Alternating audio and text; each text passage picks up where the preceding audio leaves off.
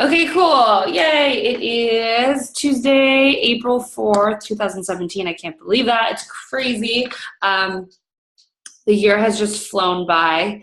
Really quick, I want to give a shout out to Jennifer Rock, who has won a free trip to Summit, which is taking place in New Orleans. New Orleans is Beachbody's coach summit where all the coaches in the entire network get together, and we basically have this big business conference and social party, if you will. We work out with the trainers, we learn from top coaches, and we just all get together centrally in one location. When you hit Success Club or help 3 people each month, in your first 3 months of coaching, Beachbody rewards you with a free ticket to that business conference. So congratulations to Jen Rock. Woo! She's doing amazing. If you guys haven't seen her, then I don't know where you've been, but shout out to you, Jen. You're awesome. Cool. So tonight I'm going to talk about handling objections and telling your story. So I'm doing this in kind of 5 tips. So number 1 is you want to build a relationship deep enough with whoever you're talking to and ask power questions. So you don't want to just send an invite to somebody random unless you're a brand new coach, because you can use the excuse, hey, I'm a brand new coach. I just started doing this. It's really fun. I think you'd like it too.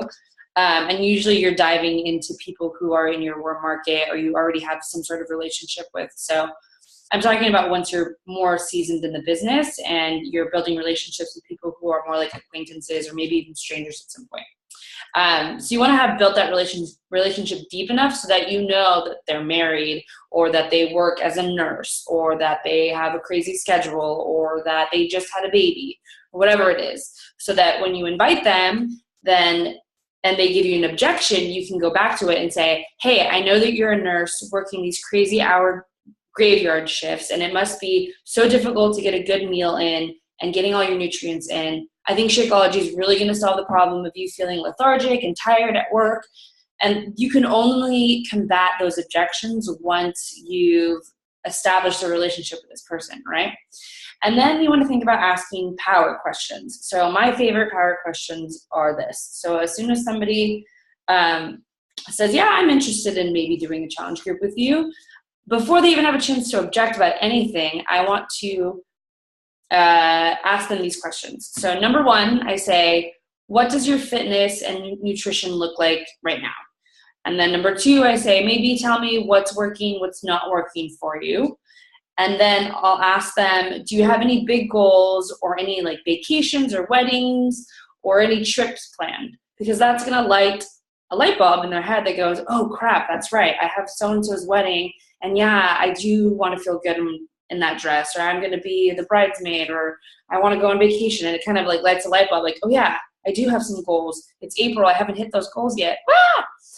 So those are the 3 power questions. And then what happens is they answer the questions, and now you have, I don't want to say ammunition, but now you have knowledge that you can use later on if they have an objection. So they'll say, oh, I don't know, Shakeology is too expensive. And you'll say, and you can say now, you know, I know Shakeology seems like a big investment, but I think that you really want to feel good at your sister's wedding. I know you told me that going to 24-hour fitness isn't really working for you. And I really think that having at-home workouts that you can do anywhere at any time that fit into your schedule, and you have this amazing community of women, I think it's really going to help you with your self-confidence, and I think that it's going to help fit into your schedule so that you can feel amazing at your sister's wedding. Boom. Now you just made it personal. Now you've identified their problem and found a solution to it. So their objection now is like, oh, well, you're going to put it that way. Number 2, on your social media, you want to be posting about objections 1 time a week. I think 1 time a week is actually not that much. It sounds like a lot, but really it's not. So there's 2 types of different posts that you can do. One is a hard or a soft post. So a hard post would be, think of it more like a New Yorker. You know, a New Yorker's like, listen, Shakeology is only $4. You're paying $6 for Starbucks. Hello, don't you see the value here? It's very like in your face. It's very direct, right? A soft post is more like you're intertwining it into your life and you're just kind of sharing your experience with it and combating an objection by your experience. So it would be something like, you know, cheers to 6 months of not getting sick thanks to my superfoods I drink every single day. I don't have to drink vitamins anymore. I like tossed out all of my vitamin pills. Like, heck yeah, I can't believe I used to spend so much money on vitamins and now I just drink my Shakeology. That's a soft objection, a soft combat to that, to a Shakeology objection. So be posting about your objections publicly, because people will say, or people will think, hey, she's not only telling me that in my messages, but she's also putting this out into the world. So she's not just BSing me. Like, she legitimately drinks this stupid shake every single day, and it's actually working for her. And they have to see it and hear it a couple of times before they believe you. So combating it publicly is very important. Number 3, using these 3 F words: feel, felt, found. So that's the feel, felt, found method. So someone's like, you know, I don't really have time to be doing one of these groups. I'm really busy. I just started a new job. I've got kids. I've got this. I've got that. I don't really have the time to do one of these groups. I personally would say, hey, I know exactly how you feel. When I first started this thing, I was working 50 plus hours a week. I was running my own social media consulting. I was traveling a whole bunch. I was managing my social calendar and dealing with a long distance boyfriend. So time is just not something I really had either. But I felt the same way about it. I felt like I didn't have the time. But what I found by doing these groups is that they're only 30 minutes long. The workouts are only 30 minutes long. It takes 2 minutes to check in. And I find myself looking at Facebook and seeing all these motivational women checking into the group and just really inspiring me and motivating me to reach my goals. And it's just been awesome. So I know where you're coming from. I totally understand it, but here's how I feel and here's how I found it to be helpful. So doing that feel, felt, found method.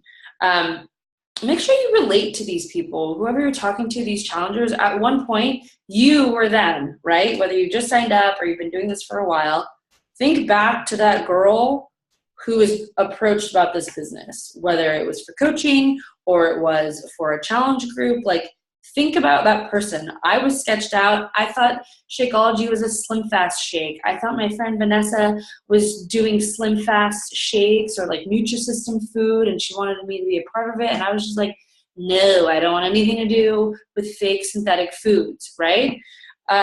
So think about that and be patient and loving and empathetic and compassionate when someone gives you an objection, because as humans, our natural instinct is to say no, right? Someone approaches you on the street and they're like, hey, do you want a fruit? You're like, no, leave me alone. I want nothing to do with you, right? That's just human nature, is to say no to something, even if it's good, even if it's something that we want. It's just our first instinct. So we usually need to trust somebody and take their experience and kind of watch them from afar before we accept whatever good gift or whatever offer someone is offering us. Number 4, use the resources. We have so many resources between our team pages and the files tab and YouTube and Google and our builder pages. We just have so many resources that you can use if you're really struggling with objections. So I want to encourage you to spend some time if you're really struggling. If people are saying no to you right away, and you're going, okay, thanks, bye, I totally get it, have a good day. That's not what you want to be doing. You want to be asking power questions, and if that's something you're struggling with, use your resources. On that note, one of my favorite things to say when someone says, no, thanks, that's really not for me, but I really appreciate you thinking of me. Have a great day, and they kind of want to be very polite and just kind of run away. That's what I would have done. I think that's what I did. And one of my favorite words, power words to use is curious. What makes you say that? So somebody would be like, no, thanks, meal replacement shakes aren't for me. And I'll say, curious, what makes you say that? Did you have a bad experience with like a shake? And then that kind of lets you dig deeper. And then they might say, yeah, I really can't have any wheat. I don't take anything synthetic. I'm very, very natural. And then you can come back and be like, well, actually, you should really take a look at the ingredients of Shakeology. Let me send you a PDF with it, because I don't have wheat either, or I'm not into synthetic stuff. Shakeology is actually all natural with like amazing superfoods, basically the entire aisle at Whole Foods that you see of powders, like that's what's in Shakeology. And then someone would be like, oh, I had no idea. So just that power word of curious. What makes you say that? Number 5, the last one, showing the value of these products and the lifestyle in your story. So in your social media, what are you not doing anymore that you used to do? I think that's a powerful way of thinking about it. So Shakeology, are you not getting sick as often anymore? Did you toss out all your vitamins? Are you still getting headaches? Are you getting diarrhea? Are you getting constipation? Are you tired all the time? Like, I'm not tired all the time anymore. Now I have a lot of energy. I don't have headaches anymore. I don't take Tylenol anymore. I'm not feeling constipated and then diarrhea because you took a pill to make you poop, you know, like all of these things that you may not be doing anymore. Share the value of that in your story so that people understand that. This business, I'm not a one income household anymore. That's something that this business provides, no matter if you've made $1 or $800, right? You no longer just have one job. Or maybe if you're a mom, you're not just a mom anymore, stay-at-home mom. That's not your only job. Now you have a source of income that leads you to be independent. Or now you have the freedom to build your own dream, and you're not building your corporate job's dream or your boss's dream. Now you have all these things, all these freedoms in building this business. Now you get to help other people. Now you get to be a part of this community. Now you get to do personal development. Like, those are things that you're doing now that you weren't doing before. So the value of this business are all the things I just said. Fitness. What are you not doing anymore? Are you not hating your body anymore? Like, that's huge. Do you know how many people hate their bodies secretly? Like, to have confidence and appreciation and self-love for your own body is like unheard of, especially in women. Are you not dreading going shopping and trying on clothes?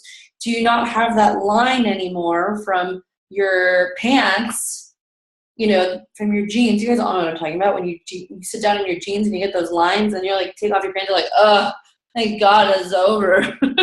Those are things that are amazing, what we take for granted when we've been in this business for a while. If you just started, are you able to do a push-up now on, like, without your knees? Like, I remember when I did a push-up without using my knees, I was like, this is the most glorious thing in the world.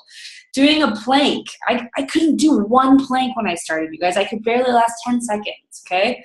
What about a burpee? One burpee was death.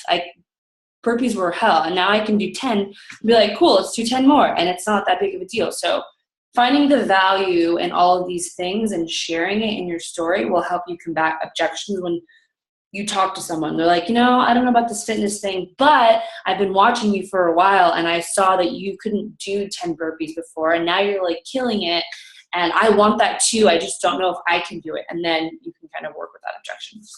Okay, number 2, telling your story. So I've got 8 tips here. I don't want to get kicked off of this video chat, but we'll see how much longer it keeps me on here.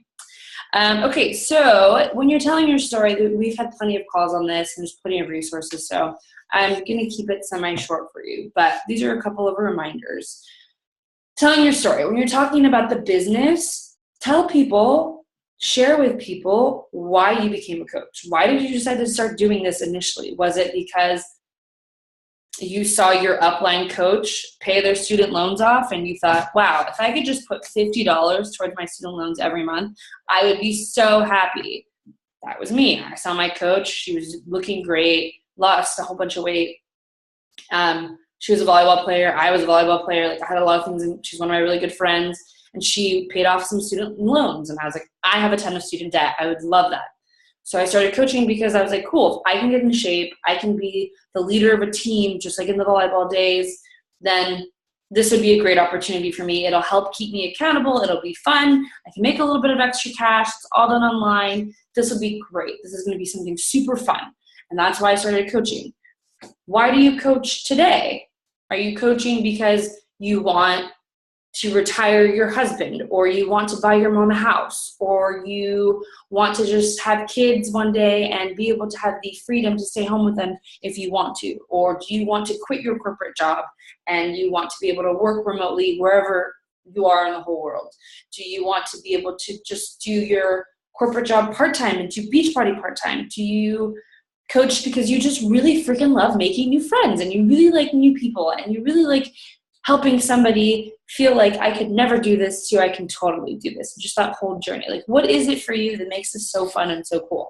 And if you haven't found that yet, that's okay. You can still talk about why you initially started and what you want to one day achieve. You can also use our coaches on our team and say, you know, I admire XYZ person so much because they've been able to do so much in this business and I can't wait to follow in their footsteps. Okay, number 2, fitness. Telling your story. Why did you get started with Beachbody? What in the fitness world, like, was it because you were tired? Was it because you just didn't like how you looked? Was it because you wanted to run after your kids? Like, those little stories, those little short stories of why you started coaching in terms of fitness or in terms of why you just started with these programs anyways, those are the things that you want to share. Why do you keep at it, right? So one thing is, yeah, cool, I lost 10 pounds. That was my goal. Why do you keep doing it? So I'll give you an example. For me, I don't work out anymore because I need to lose weight or I want to hit a certain goal. My long-term mindset is I want to be like a 99-year-old grandma with no cane, no wheelchair, no nothing, running after my grandkids, like on the beach, like chasing after them. Like, I don't want to be the handicapped grandma. I want to be the cool grandma that can do everything and is healthy and takes no medicine and dies of a natural death. Like, that is my long-term version as to why I work out, because I want to be healthy and I want to be happy in my old age. So I only have one body. So that's my reason why I keep doing it every day. So I can do a post about that and share that long-term vision. Think back to your fitness when you were just started. Like, where were you in your life? What was your mindset like? Were you unhappy? Were you secretly dreading every mirror that you saw? Were you looking at that dress in the closet and going, one day that'll fit me, and it never did? Like, where were you mentally in your fitness? And just kind of sharing that and taking people on that journey from like point A to point B.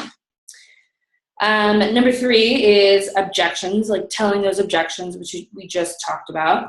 Number 4, fears. What were you afraid of in this business? What were you afraid of in starting a workout program? Were you afraid it was going to be just like every other workout program you'd ever done or ever bought or every other gym membership? What were your fears coming into this? Was it maybe it was that self-hate where it was like, who are you kidding? You're never going to be good enough for this. You're going to fail this just like everything else you've ever failed in life. Who do you think you are? You're not that fit, girl. You can't do a push-up. Stay in your comfort zone. Keep eating the Doritos. Don't joke about it. Like, let's be real. That's never going to be you. Was that you?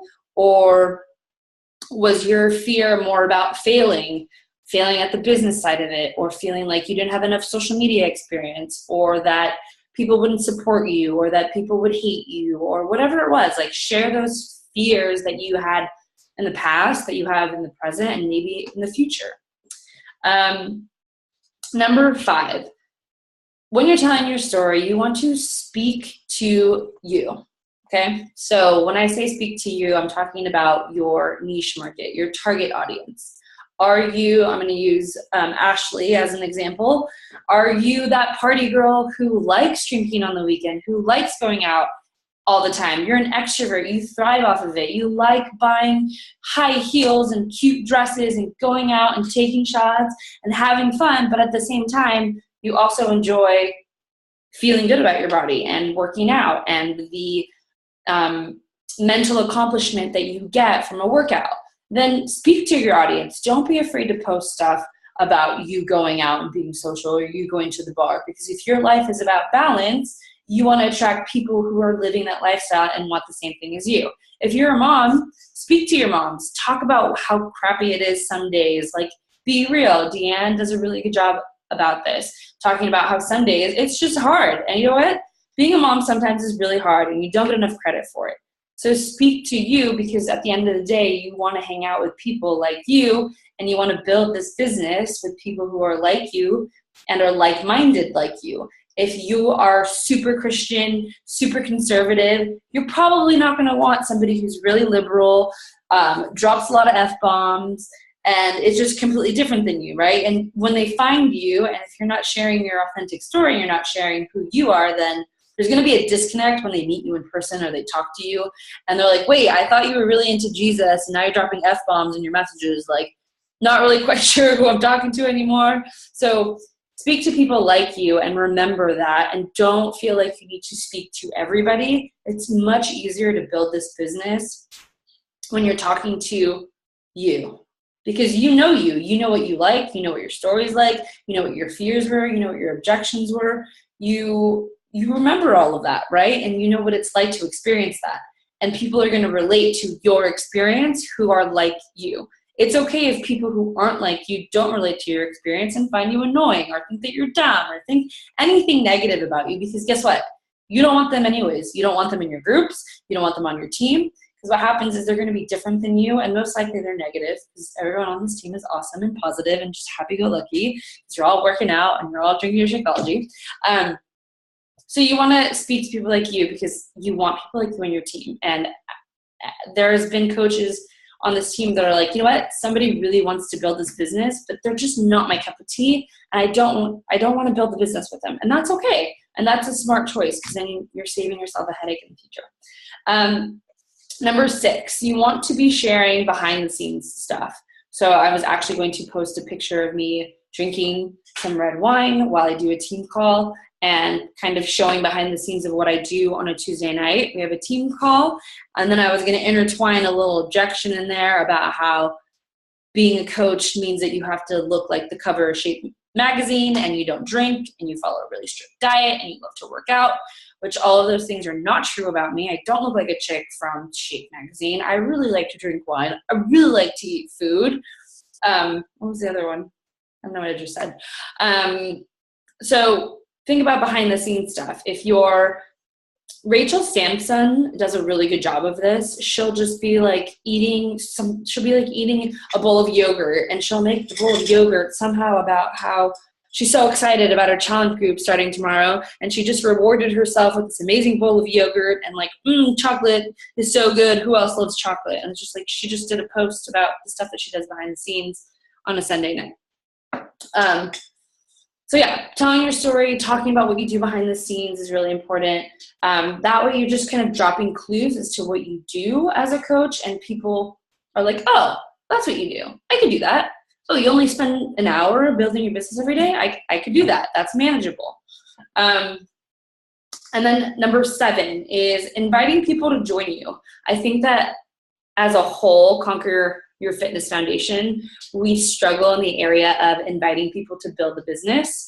And I think it probably has to do that a lot of us have issues with money, and feeling like money is something that we struggle to keep a hold of, and that we may not be worthy of it. And so we don't want to attract people who only want money. And so the business opportunity is something we kind of like don't really talk about until after you've become a challenger and after you've kind of been in it. But I think it's important, if you are, most of us on this team are very strong personalities. You guys are all hustlers. You all want strong, passionate people on your team. And those are the types of people that are going to be attracted to the business opportunity. And leading with the business is okay, as long as you do it with integrity and you're showing passion, and you're going to attract other passionate people, right? That's what attracted me to Vanessa. I was like, dude, you're working a full-time job, and you're a volleyball coach, and you're doing this fitness thing, and you're paying off your student loan debt. Like, that's incredible. I want to do that too, right? And if she would have never posted about these benefits of the business opportunity and inviting people publicly to be part of her team, then I wouldn't have known about it, right? So inviting people to join you is a big part of telling your story. And I think that goes well with intertwining things about behind the scenes. So if you're doing a good job of telling your story and showing people what you do, not just having them in your challenge group and then showing them, but publicly showing it in a way that's like really tasteful and really fun, then there's no problem in inviting people to join your team, because that's one of the biggest parts of this business, is the freedom to have financial freedom, time freedom, all those different things that are benefits of this business and why we love it so much. Okay, number 8, which I think is one of the most important things about telling your story. A lot of the time people are like, well, I don't want to I feel like everything I'm posting is just Beachbody, or like I don't have enough here. I don't want to be annoying, and I don't want everything to be Beachbody related. So when you're posting and when you're telling your story, I think that if it provides value, provides entertainment, or provides education, it's good to go, right? And part of that too is like when you're speaking to your niche market, sometimes you're going to post, like, let's say you're really into nail polish. You could go to one of two ways. You could post about nail polish and be like, I've got essential oils here, but let's pretend it's nail polish. You could post about nail polish and be like, oh, I love this. I got this purple nail polish. It's so great. End of post. That doesn't provide value. That doesn't provide entertainment, and it's not educational, which could be in your mind. You're like, yeah, that's a stupid post. I'm not going to post that. No one's going to care. However, if you do a post where you're like, oh my God, I just got purple nail polish and I'm so excited about it because it has no chip and like it lasts forever and it's non-toxic and I don't know, just all this stuff, and you're really excited about it, somebody's going to find you entertaining because you made a funny face, or you're telling them about this new recommendation, and somebody who loves nail polish is going to be like, heck yeah, cool, let me comment and be like, where'd you get it? How much did it cost? Like, can you give me a link? Now you've provided entertainment and value and education. It doesn't always have to have all three of those, but there's a difference between like, cool, it's nail polish, and then nail polish that doesn't chip. I'm so excited about it. Oh my God, this is my fun personality. This is who I am. You know, and that's entertainment. That's providing value. That's educational. That happens a lot of the times too with like workouts where we just post like, oh, I did my workout. And sometimes it's okay because you need to do it. But at the same time, think about how can I provide value? How can I provide entertainment? How can I provide education? Or how can I have someone share in my experience versus just, cool, I worked out. But oh my gosh, I worked out. It's week 6, day 25. I'm so excited. Can't wait to finish this program and see my results. Can't wait to share them with you guys. Like, that's a little bit different. So yeah, that's basically the gist of what I had for you two guys.